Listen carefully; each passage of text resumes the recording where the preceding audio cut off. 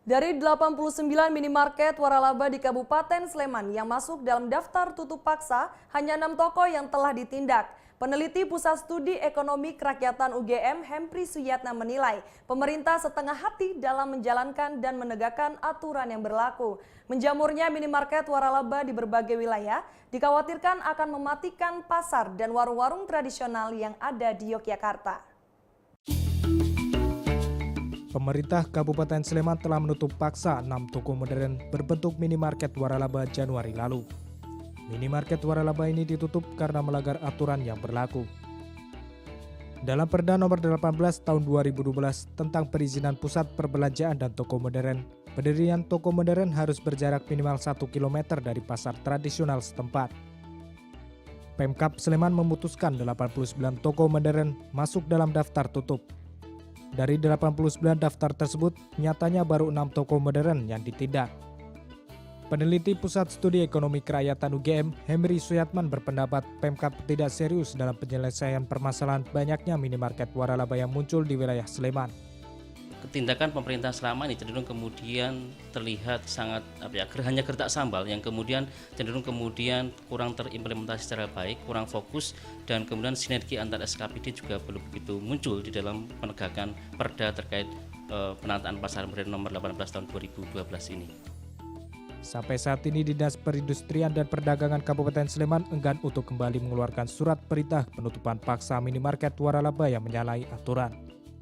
Tanpa rekomendasi penutupan dari Disperindak, maka penertiban minimarket waralaba ilegal berhenti. Pol PP itu ketika SK penutupan itu dari Disperindak dikeluarkan, itu tidak sampai 1 minggu Pol PP sudah bergerak. Perda kita seperti itu, ada SP1, SP2, SP3. Setelah SP3 tidak dilaksanakan, maka keluar SK penutupan dari dinas yang berwenang mengeluarkan SK itu Dinas Perindustrian dan Perdagangan. Semakin menjamurnya minimarket waralaba ilegal di Kabupaten Sleman berpotensi mematikan warung dan pasar tradisional di sekitarnya.